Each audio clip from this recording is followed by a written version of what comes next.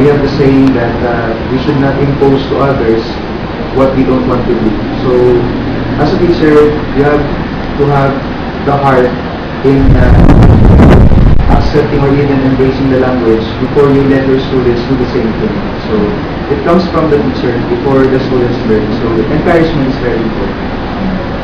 So, what principles can be incorporated with ESL to improve the students' English skills? For the conversation or the topic not to be boring for both of us, especially for my students, I think that they have something in mind. Just right before I introduce the topic or after I introduce the topic, it is important for them to have the background knowledge before we proceed to the actual discussion of the topic. So, yun, background knowledge is supposed to be, students should supposed to have just right before the actual discussion, any topic in English. What strategies are you using to make language learning more enjoyable to students? Strategies should always be in the mind of the teacher. If you are about to teach different lessons, of course, in English language, there are different lessons to execute. Teachers should think of different strategies that would help the students to acquire or even get interested to every lesson that he or she teaches. I tell my students we're having routines, we have role playings, we also have dramatizations. I also let them to recite a poem. When it comes to grammar lessons, I always ask them to give their own examples. Like for example, in figures of speech, I let them think their own examples. In grammar naman, same thing. I think of the best strategies for them to learn or acquire the lesson willingly. So, how do you get your students to grasp the subject matter, understand instructions, and participate in classroom activities? As an English teacher, as what I told you a while ago, long patience is very important.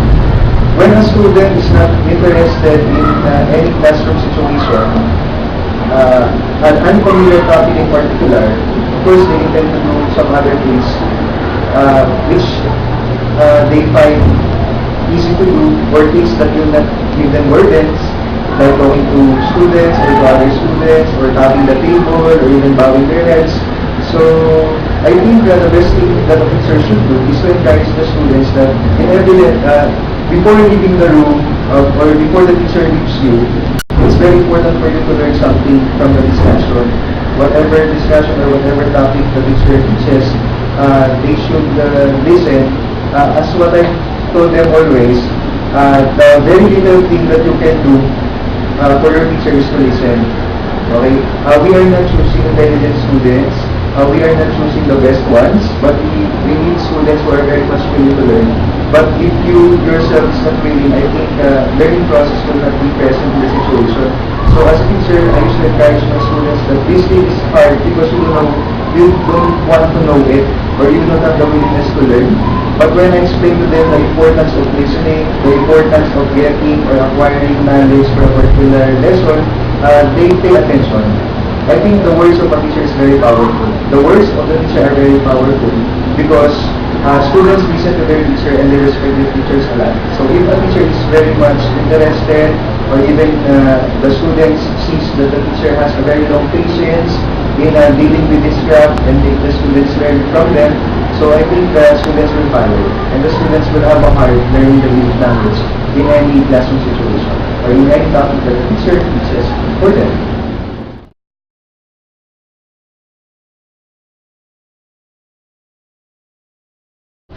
Sir, what are some of the instructional materials available in students' library?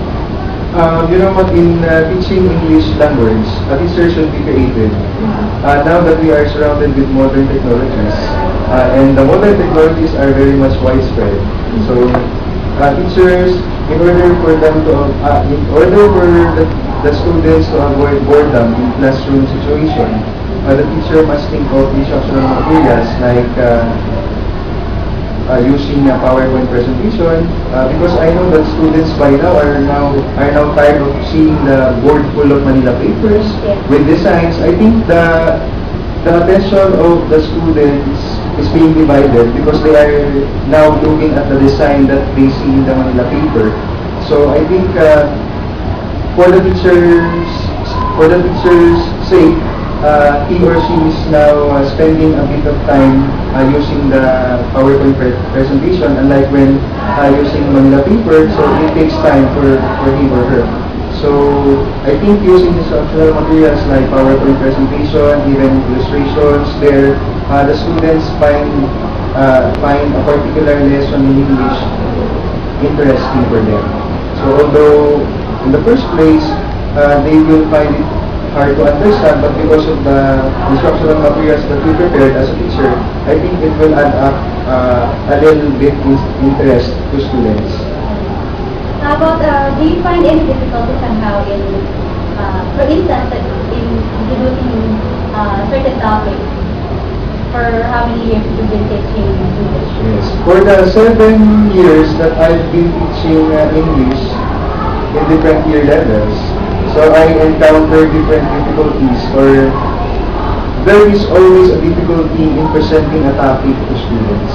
Because in, like for example, in private school, students are not in the same ability, or some, we say that some are fast learners and some are slow learners, so mixed in every year level or in first year.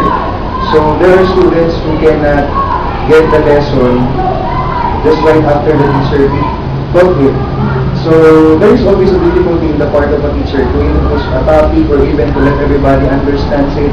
So especially those who have poor comprehension or understanding. So there is always a difficulty. But of course, as a English teacher, as what I told you, long patience should be there in the heart, and you have to let those students with poor comprehension to understand even a part of your discussion. So it's not totally making them understand the whole or the entire topic, but a part of it will do that when they go home, when they